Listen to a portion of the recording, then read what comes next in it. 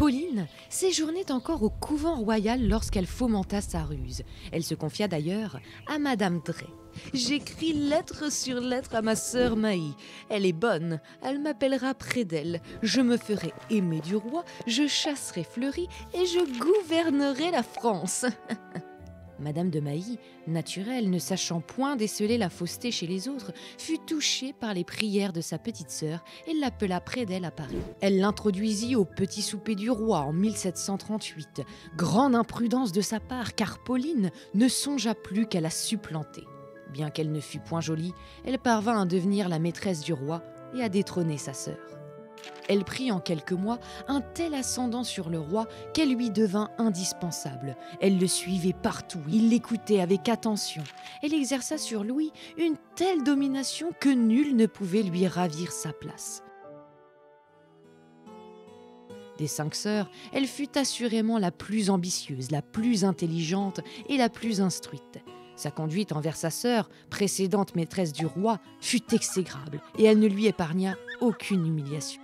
Loin d'exercer une influence négative sur le roi, elle voulait faire de Louis XV un guerrier, tentant de l'accoutumer à être le maître. Elle parvint à l'émanciper des influences dont il dépendait, l'aida à guérir de sa timidité qui l'incommodait plus qu'on ne le croyait. Le roi lui témoignait sa reconnaissance en multipliant les faveurs. Elle reçut les étrennes de sa main en 1740. Il lui fit don du château de Choisy où elle régna comme une souveraine.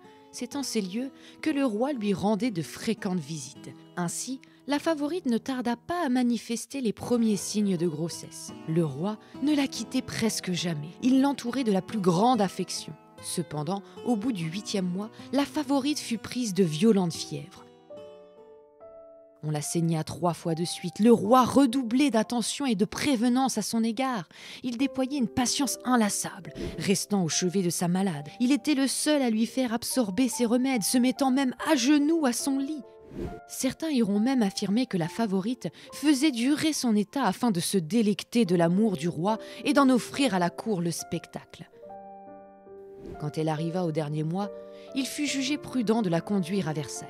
Ainsi, elle donna naissance à un petit garçon, le comte de Luc. Il fut surnommé le demi-Louis par la cour, tant la ressemblance avec le roi était frappante.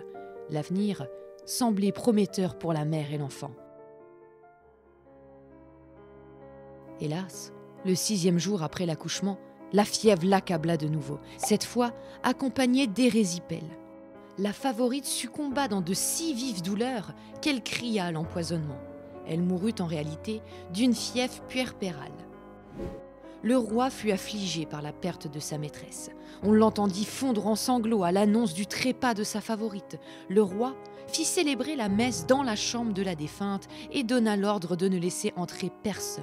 La reine elle-même ne put venir et le cardinal de Fleury se vit autoriser l'accès après sa 3e tentative et uniquement pour quelques minutes. En dépit de son physique ingrat, Louis XV ordonna la réalisation d'un buste de cire et un portrait de sa maîtresse. Ainsi furent ruinées les espérances d'une ambitieuse qui se rêvait en Madame de Maintenon.